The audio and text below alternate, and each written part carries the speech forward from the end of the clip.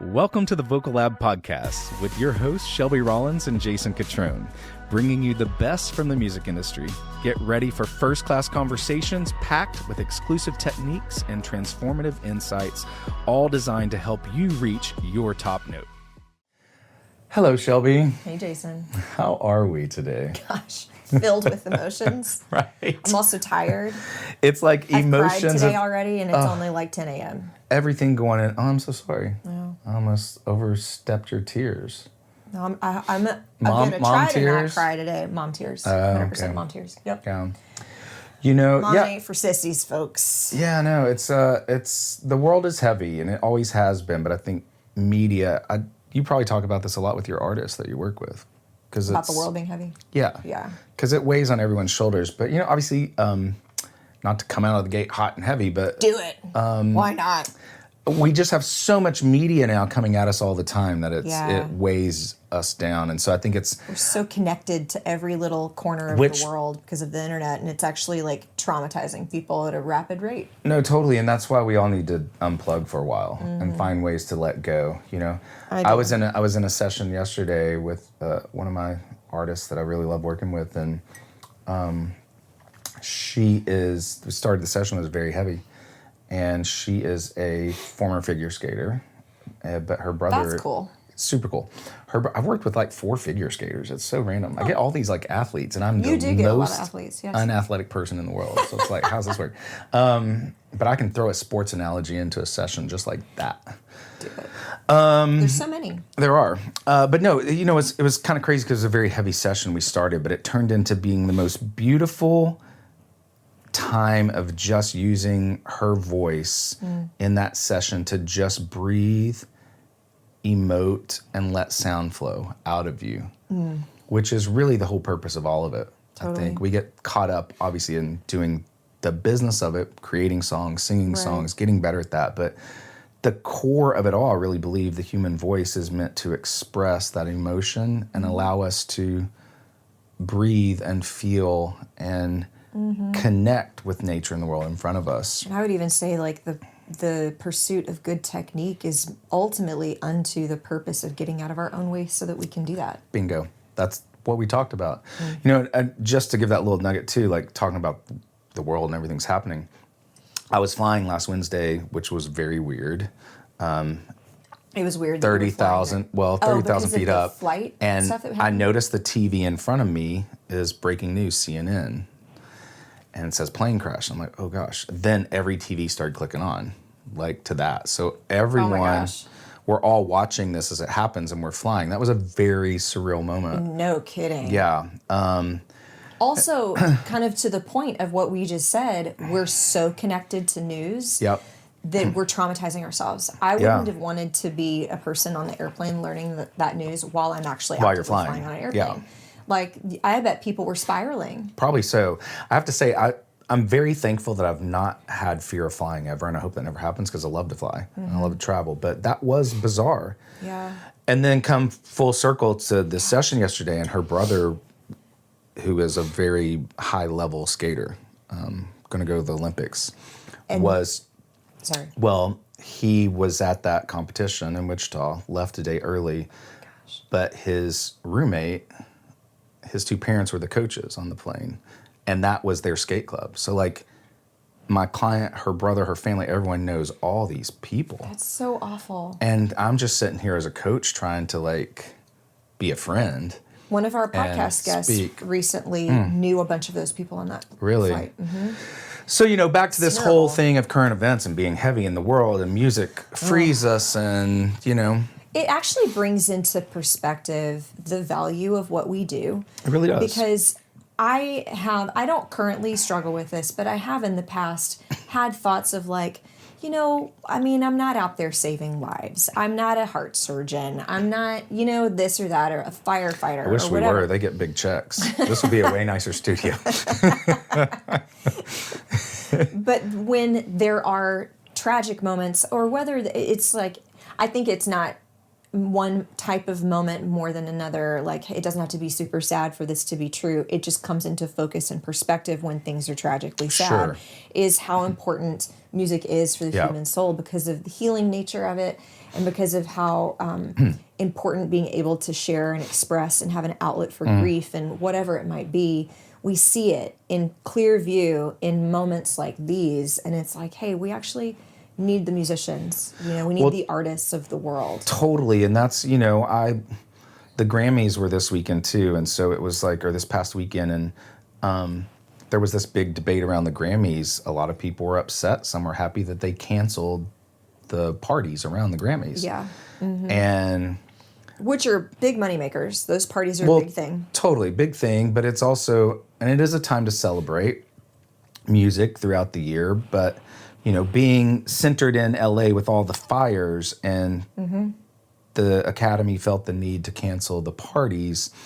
You can debate either side of that, but I'm a big believer that there is something healing about celebrating through tragedy. Yeah, I mean, you see celebration of life, right? Yeah, when people totally. pass away instead of calling it a funeral sometimes. There's definitely a moment to sit in the chaos and the destruction and the numbness of what's happening, but you have to move beyond that. Choose joy. And I think that's where music heals. Yeah. And that's its main purpose, I really do believe, is to bring hope, healing, and joy to the world. And it is the great healer of anything going on. It's not more alcohol. It's not more drugs. It's not more avoidance. It's moving through those, because it's all, we were talking about this yesterday, music is vibrations. And it's we can't really capture that and hold it in our hands, but we do feel it. Yeah. We can't see it. We hear it. It's just this universal mystery that makes it so magical. Yeah. And inside of that, there's these healing properties. I say a lot in sessions, have I said this before? Like, what are the 5 things that we need in life? This is my personal opinion. The 5 things to sustain life. Water. 1. Food. 2. Shelter. Nope. Community, people. I mean, I could make an argument for that. Well, you could. You're right, you could. Little babies that are never touched often die. Yeah. Well, true. Way to bring the sadness, Shelby. True. Well, that's going to come in. I call it something different. Okay. Yours is what you're food saying. And water. The third. Sunshine. No. Well, we do, but like, even before sun, we need this one thing to just. Breath. Air. Okay. Right. Air. Yeah. Food, water, air. Those 3 things we must have. Yes, you could argue the sun because right, but those 3 things. It wouldn't be clothing. People can live in nudist colonies. True. Fourth is something spiritual. We should do a podcast with nudist colonies. That would get our YouTube views up. That would actually really help boost our ratings, probably, with the pod. But I'm not sure that I want to do that. I'm not in that. 4th is love. Okay, that's the one I was saying, like people, community. Yeah, I wrap it around love, right? So all that's included in there. And then 5, music.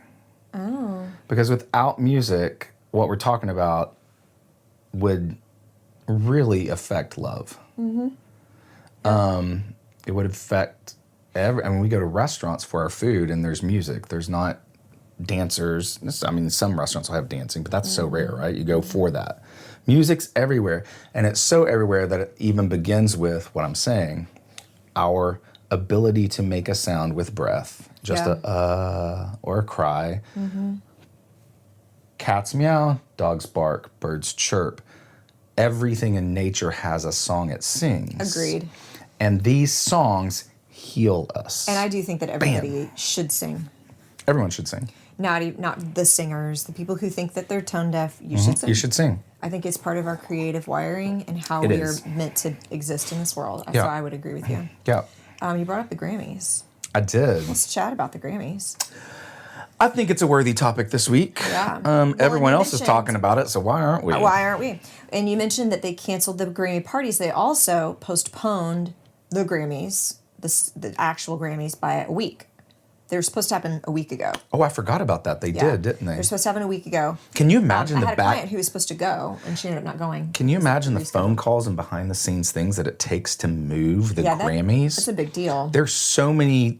Just getting the logistical things moved. Oh gosh, that would have been a nightmare. Then just carve. How do you have that conversation with television? Like, we're going to move this. Yeah. And all the dominoes that fall. Yeah. That's a big deal. Yeah, it is. It's a huge deal. So they did it. And I guess I know it had to do with the wildfires in LA. Yeah. I think they needed to get to a better place of containment before they had them. And now they're contained, but perhaps a week before or by the point in time in which they had to make the call, they still were not contained. So they had to make the call to move them. Obviously, yes, they canceled all these parties, but the show must go on. So they had the Grammys this weekend.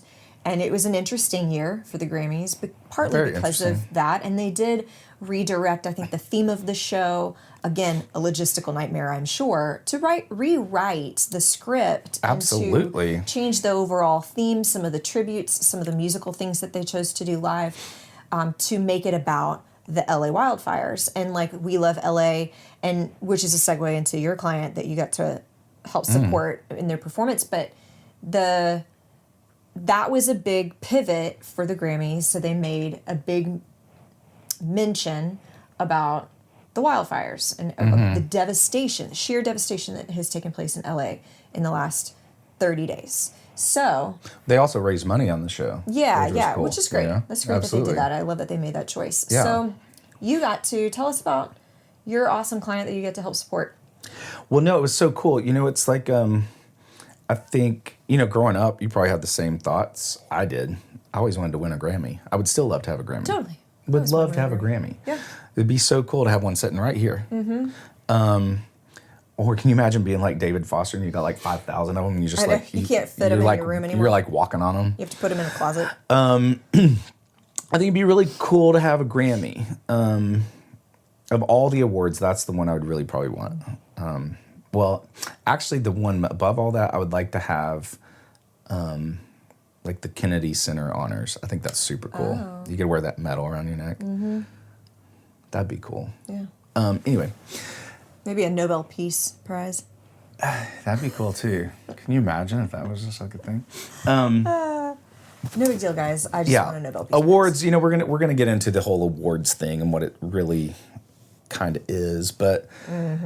Growing up wanting or dreaming of having a Grammy or any kind of award, it's very cool when you get to play a small part in someone else's journey that is in that space. Yeah. Right? So if I cool. never win a Grammy in my life, to have done this is really cool. And so the story, we'll have to have him on sometime. Story was a band called Dawes. I was supposed to work with their lead singer. This was early January, was going to be our first session. And this was just like established relationship. They're going to go on tour in the spring. Let's work together. And it was on a Tuesday. I think we were filming podcasts that day. It was one of the days I forgot and I had to rebook my schedule for the day. He said one of the days I forgot, meaning he's forgotten multiple days when we were scheduled to I also film forgot his today. podcast. Yeah, I didn't tell you, but Again? I was like, I had to move some session. Oh my gosh. I know, it's ridiculous. You're gonna before we leave, and we talked about how we have to reschedule our next filming date. Yeah. I'm going to get on your calendar. I'm going to take your phone And just put it on your calendar for you. Perfect. Oh. Yeah. Do you see what I have to work with? Yeah, it's ridiculous. So I had to reschedule. I was like, hey, sorry, forgot. We're doing podcast today. Can we move to tomorrow? Sure. The fires had just broken out that weekend before. I wake up the next morning, this is on Wednesday, and I get a text from him. He's like, it was basically in so many words, hey man, can't do the session. My house is burnt down. I don't know what's going on. World's upside down. I'll text you when I have a clear head. And I'm like, oh my gosh. It's awful. I mean, know the guy. We've just done a couple phone calls to talk. But so I'm like, oh gosh. So Thursday night, I didn't know, but they have been asked because someone saw their story. This is why we have to have him on to get the fine detail. The story, yeah. But somehow he and his brother, Dawes, got invited to be on Jimmy Kimmel around the fires. It was a whole thing. Their houses, I think they lived next door to each other, but they lost everything, their studio, all their instruments, their houses. And so Friday, I'm just scrolling through Instagram and I see a friend of mine here repost them, and he said something like, amazing to see one of my fave bands, on Jimmy Kimmel. And I shoot him back a message like, hey, how do you know these guys? He's like, I don't. I just love their stuff. I'm like, that's cool. I was supposed to start working with this guy. So, again, I didn't reach out or anything. I don't know what's going on. Fast forward like 2-3 weeks, and he texts me. And I was like, hey, man, you got a minute? Yeah. He calls me. I was walking to the mailbox. He's like, dude, first of all, like, this is what's going on. This is what's happened. We're okay. We're in a guest house with friends, blah, blah. I was like, man, I saw that you guys were on Kimmel. That's amazing. He's like, yeah, that was like really wild. And it's kind of why I'm calling you.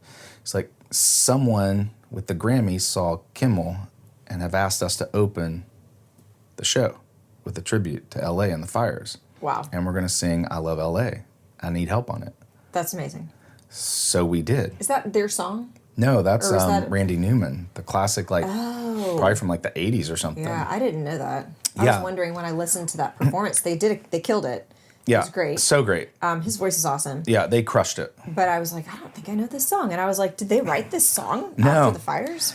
No, it's so the reason I tell that story is that kind of what we opened up with here in our little banter of the world is heavy, things get hard, tragedy happens. In music, we can be literally like the Phoenix Rising and bring hope and healing. And so they have this amazing story now. Yeah. Like a band that he would tell you, like, no one really knows who we are. We just have a healthy career. We tour a couple times a year. We make great music and have fun doing what we love.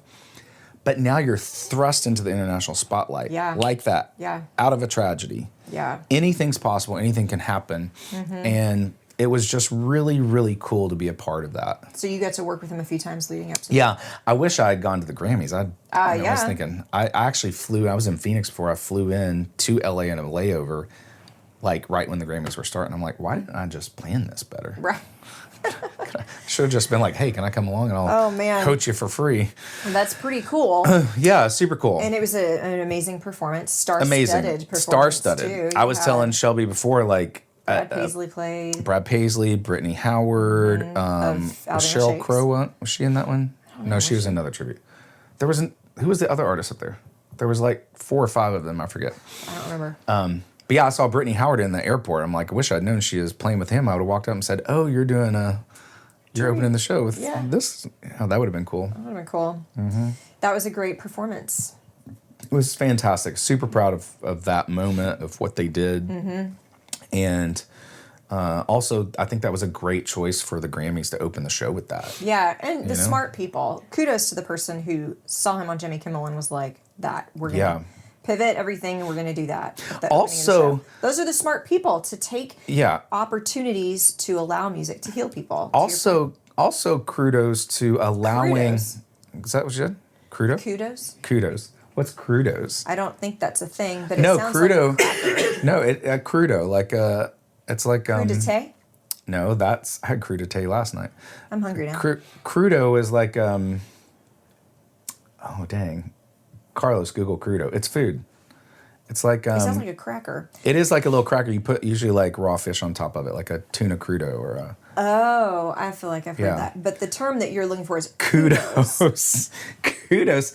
Maybe you could have crudo while you do your kudos. But... We are taking sponsorships. Yeah. Crudo makers. Kudos to the people who also said, you know what? Let's ask these people who've dedicated their lives to music and do have a career that have never been nominated for a Grammy, that have never had a hit song on the radio, that no one knows, and we're going to put them right here at the front because they've gone through tragedy. That took a big heart and a big decision to be like, and arguably a risk because they aren't as known. You know, obviously, I listened to the whole song. Brad Paisley was up there. He's an international superstar. And he was just singing some harms. Yeah, shredding his guitar. But also not singing a solo note in the slightest. So you had bigger names up on that stage flanking these guys, and yet he takes center stage and he killed it. His voice was awesome. Killed it. It was such a cool moment. And that, yes, which is interesting because the Grammys have taken a little bit of heat. They've gotten a little bit of controversial this particular Grammy cycle. So let's talk about that. Why? I don't know what you're talking about. Well, let me tell you a couple things. Let's talk about country music for a second at the Grammys. Yeah. So there was not a single, nary a country single in sight in terms of performances. You can argue Lainey Wilson, but she didn't even sing a country song. She sang as part of a tribute, which was fabulous. But really nothing except pop music was in the live performance sector. Right. And to me, the tragedy in that is this past year, country became the biggest genre on the planet Earth. So big that Queen Bey released a country record. Yeah. Right? Okay, that's how big it was. Post Malone, same thing. And yet, no country music even performed at all. So why? Why is that? What is your hot take? On why they didn't? Yeah, why was there no country music represented in the live performance? Well, my one theory is I don't know what happened behind the scenes leading up to the Grammys this year of like talks with labels and artists and everything, but the surface of it is okay. None of the big parties happen. Like it was a very different year, and there weren't many country artists that actually went to the Grammys this year. Majority of them live in Nashville, not in LA. So you could argue they weren't there to even perform. Now, the backside of that, as we know, is like, well, if they had been asked to perform, they would be there. So, but again, because it was such an off year, you didn't have a lot of people from Nashville going out to the Grammys this year. And people had to reschedule their schedules, right? Totally. So, like, if they were planning to go or perform, but then the Grammys got moved, well, maybe they had a performance. Maybe they were on tour. Totally. Following weekend. So there's obviously a lot of different logistical things that we don't know. We don't know. But it was interesting. Like, if they wanted a country singer, they could have found somebody. They could have found somebody. Again, the irony in all of that to me is when you now have country dominating the airwaves. Right. And the streaming services, how do you not have at least one or two? Take, for example, Lainey was nominated for country album. Right. She had one of the biggest records of the year in country music. Did sing. And she became a huge breakout star over this past year with this last record she did. Huge. She is the biggest thing in gospel, in country music right now that's a female. Mm-hmm. And so how does she not sing one of her songs on that show? Right. That does baffle my mind. Totally. Chris Stapleton did sing on the show. Forgot about that. But was he in a tribute? I can't remember. I think he was in a tribute. Was he? That might have been. But at any rate, it was very interesting. Yeah. Super dominated. And it was actually dominated by a lot of female pop singers. So like Carlos, can you Google that? Chris Stapleton and see what he sang on the show?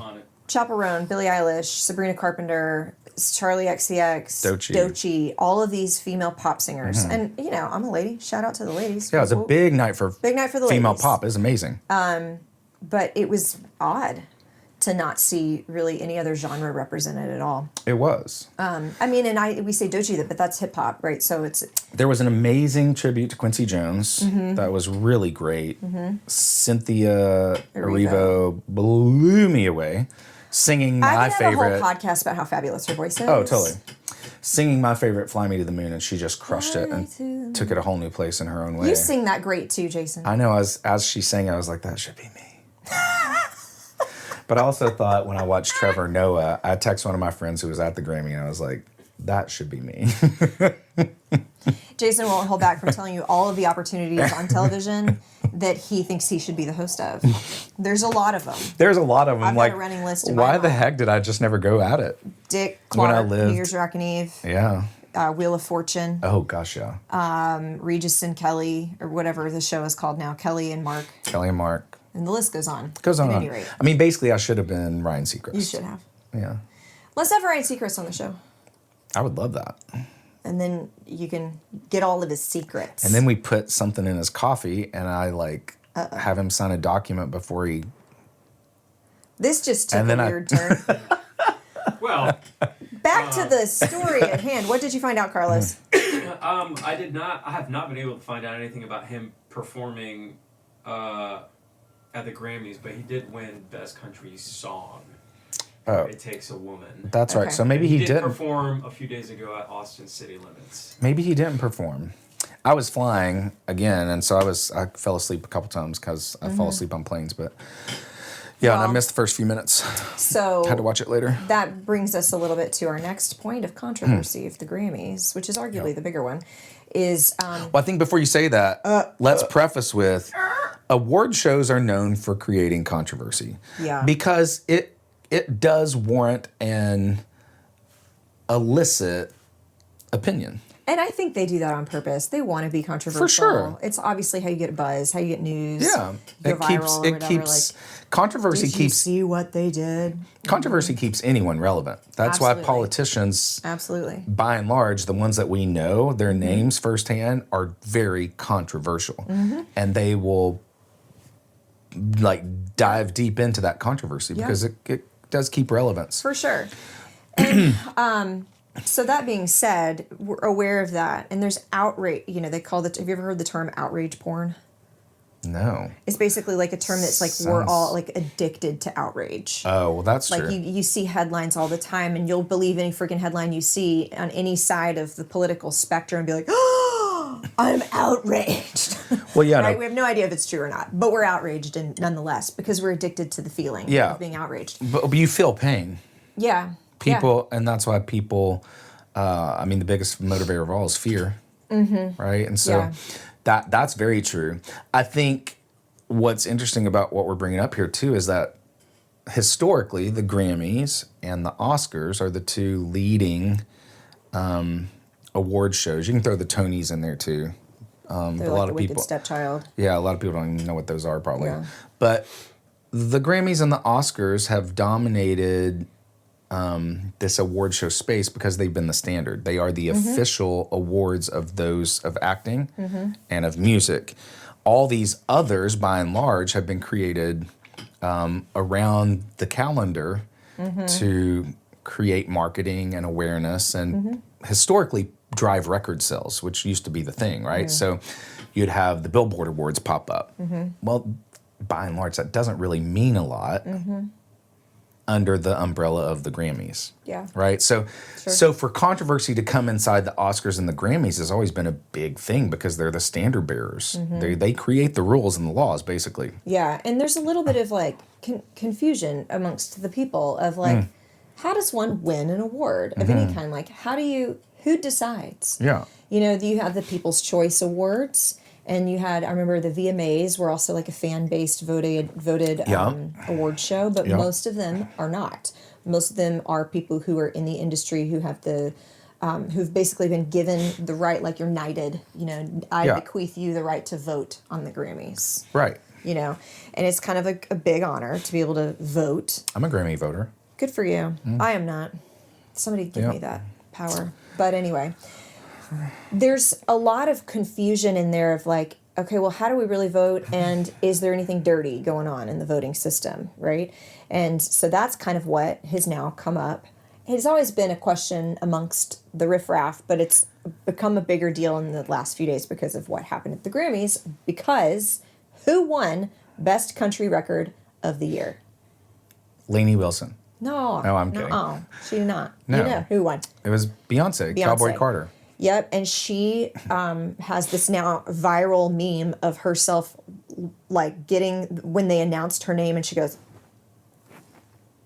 looking super surprised, super confused. You see Jay-Z in the background like, that's my baby.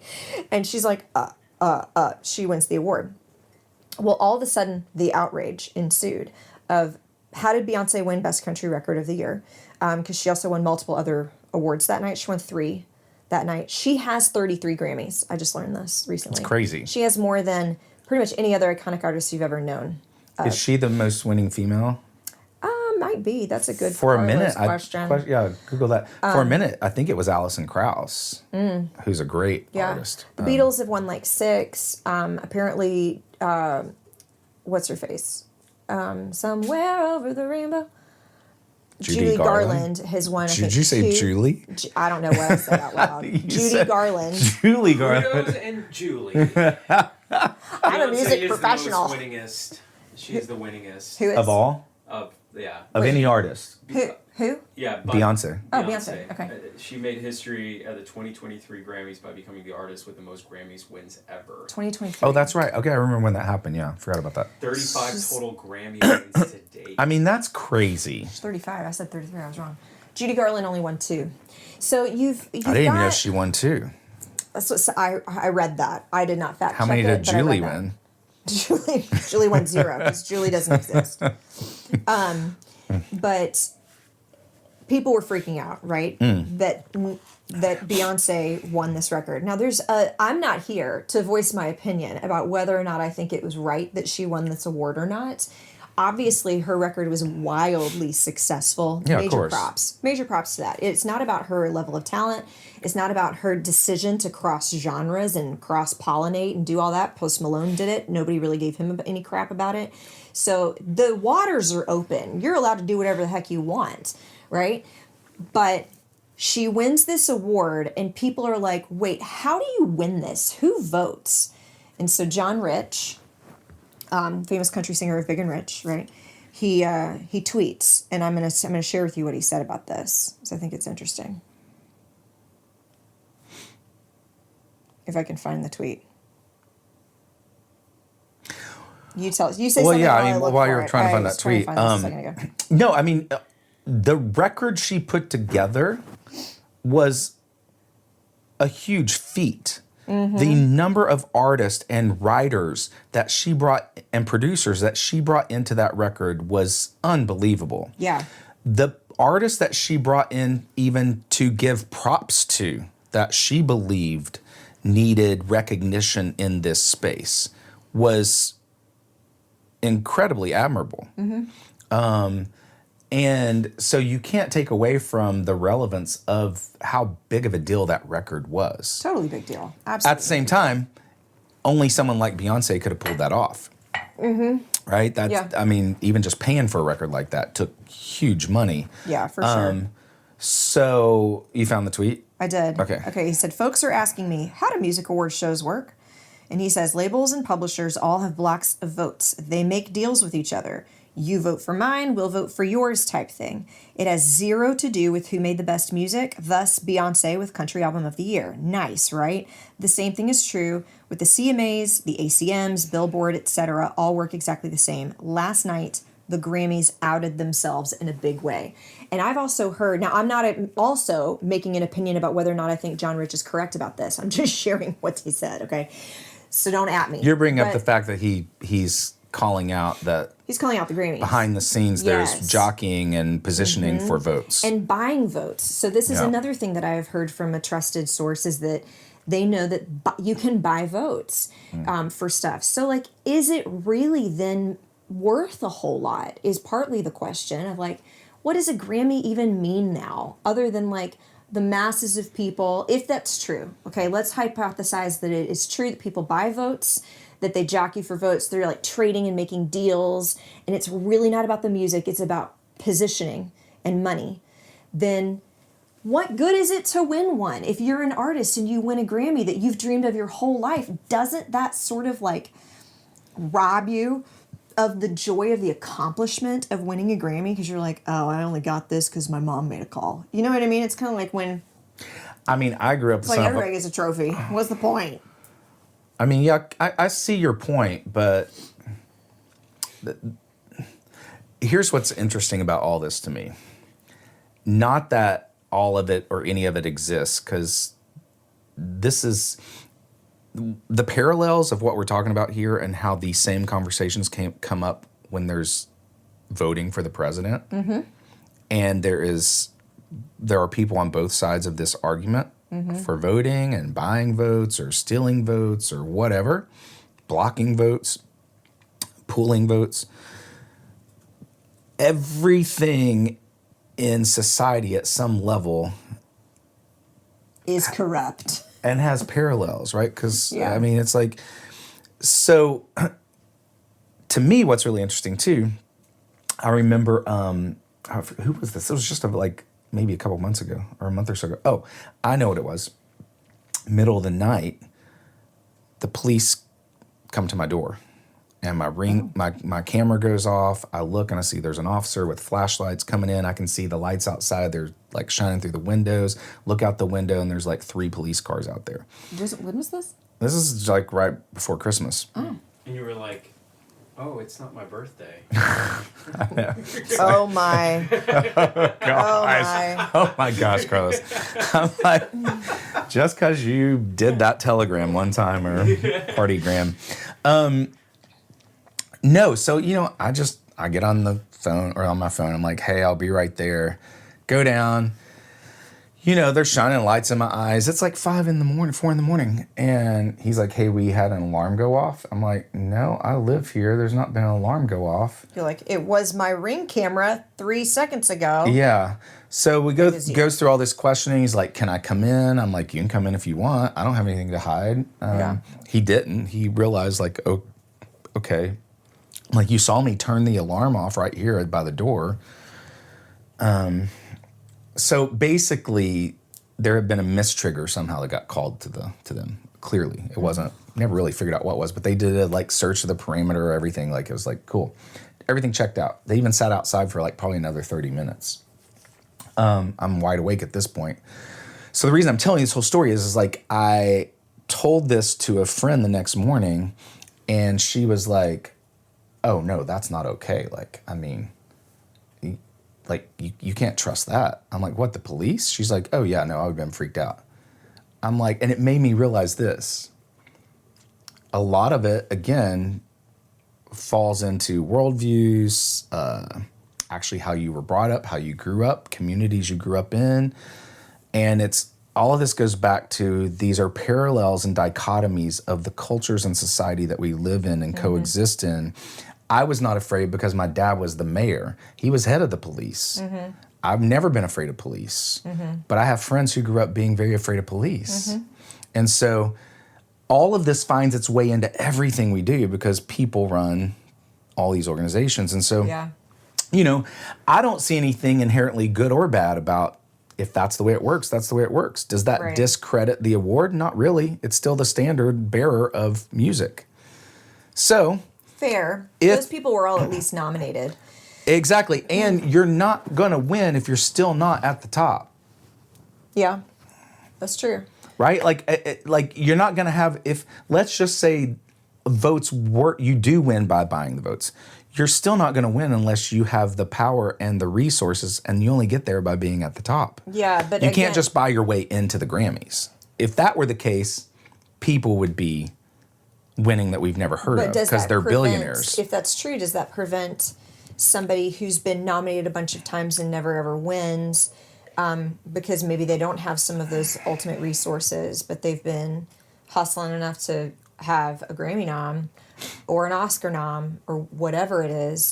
Does it ever prevent people from kind of achieving that? I think what I would petition for in all of this, to your point, it's kind of like, if that's the way it works, it's the way it works. We can't cry about it. We have to just figure out a way to exist in that system. But I would petition for more transparency. So like, hey, how about you just tell us how this works so that we all know what we're working with? And it kind of helps to manage expectations a little bit more. And maybe potentially gives people a better shot, because if the general public is aware, then we're going to maybe be petitioning for them, advocating for them differently. You actually mentioned that they were saying something different at the top of the Grammys. What were they saying? It stuck out to me during the whole show that I've never noticed them audibly saying how many voting members there are. And almost every award they gave out, they were like voted on by the 13,000 voting members of the Academy. I've never heard that before. So it just was like, why do they keep making this point? Yeah. There's a reason here. So maybe they were trying to get ahead of the controversy they knew that was going to come. Maybe, yeah. You don't know. Do they know? I don't think anyone knows who wins except the accounting firm who tallies the votes until it's read. I mean, theoretically, that is supposed to be who's the only one who knows. But is that true? Because I think people are really questioning Beyonce's reaction. Like, was that genuine? Yeah, sure. Or were you like, I know. They bought all my votes. I know I'm winning this. I don't know. And I'm not saying I don't have an opinion. Was her either way. reaction honest? Was her reaction honest? Who knows? But whether she knew or not, but maybe also was she like, I'm going to like make a reaction that will get a reaction. Right. I don't know. People are brilliant. I know. Yeah, especially at her level. Yeah. They're brilliant. And does any of it really matter? That was my point. At the end of the day, people don't care. They just want you to make great music and move them. Yeah. And so to your point of being transparent, no one cares. But no make one such cares. a spectacle about award shows. There's so much money that is spent in these award shows. And we parade stuff around and act like it is so worthy of our acclaim. Is it, though? I think is partly some of the arguments of people that are maybe outside of the music industry. And I think you can make an argument for both. You can, and I think you also can argue that the powers that be that, create and run these award shows, they're very aware that they have to get views because over the past several years, especially as our minds have gotten more distracted and streaming service and everything else, viewership of award shows has gone down so low that they're almost irrelevant now. Yeah, in 2023, and so, some statistic was like 50% yeah, down. No, totally. So they're fighting to have relevance and controversy and drama, as you brought up. That's how you get it. So the beast always feeds itself. And so anyone who wants totally, and anyone who, again, I think this all goes back to what we also said, anyone who's like tweeting or barking or yelling about how corrupt or controversial whatever else is, in some way is fighting for their own relevance. And their own outrage. It's like journalism and as a whole, right? Like you've got it. Should there be free press and the freedom of speech and journalism, like whatever. I think it's to some extent, anytime anybody is announcing to the world any bit of news, anything that's newsworthy, feeds the monster, like you said, of the news itself that was propagated. So like just talking about it, even though you're like, outrage, that's probably what they wanted to It's totally what they want. So it might be a good thing to know about the things that are going on so that maybe you can advocate for or against something that matters to you because of freedom of speech. And that is how revolutions are started and tyrannical governments are overthrown. But at the end of the day, sometimes it's like the tipping point, perhaps, of the type of press we give any subject is going to matter a lot in terms of, are we tipping the boat this direction or this direction? And it's a game. Yeah. It's a risk. It is. That any news outlet or machine is kind of making. You're like, if you say this in this way, you're going to outrage the other side so much they overthrow you. Or the opposite is true, is that it just elevates the issue so much to where now the issue has more power than it ever would have before. And that, comes back to this whole thing of like 50 years ago, we didn't have access to world news the same way. If something massive happened on the other side of the world, you got it once a day, and it was in your newspaper, maybe twice, maybe a few days newspaper later. in the morning and the evening news at night. Right, and it wasn't because we couldn't collectively talk about it on our devices. You only could talk about it with your family and your household or your neighbor or friend or something like that. But there wasn't nearly as much of this stirring up of the collective. Kind of missed that. I miss it so much. And I've actually heard a psychologist talk about this, that because of the access to the news that we have, we're so much more traumatized by stuff, and we're all dealing with the heaviness. I mean, we literally started talking this episode about this, and maybe it all kind of comes back and circles down on this idea of there was one particular psychologist was talking about a specific tragedy that happened in a region, in a community. And she was basically saying that now researchers, psychologists, or whatever, are discovering that the people who experienced firsthand the tragic event, maybe it was a shooting, maybe it was whatever, the people who were the victims of it, who survived it, have actually less trauma than the rest of us in the world who just saw it. Oh, wow. We just watched it unfold on TV. Thought. I know, and it was like, but how is that possible? Yeah. This was her argument. When you go into fight or flight, in those situations, if you're actually in the situation, the bear is chasing you, right? The shooter is shooting at you or whatever. Your body has the ability to respond appropriately and run for safety, that act of doing is an exit point for trauma. And it's a healing process. It's part of the healthy system in nervous system regulation and fight or flight response, is that you actually have an out for the nervous energy that's being created. The fear, the anxiety, all of that. That's like, oh my gosh. If you run for your life, there's something you can do to exercise that energy out of your body physically. People who don't experience the trauma firsthand, but it's secondhand trauma because you're watching it, you're experiencing a lot of the same adrenaline. Oh my gosh, I can't believe this is happening, because your body is no respecter of the screen versus the real life instance, right? So it doesn't matter if it's happening to you or if you're watching it happen to somebody else.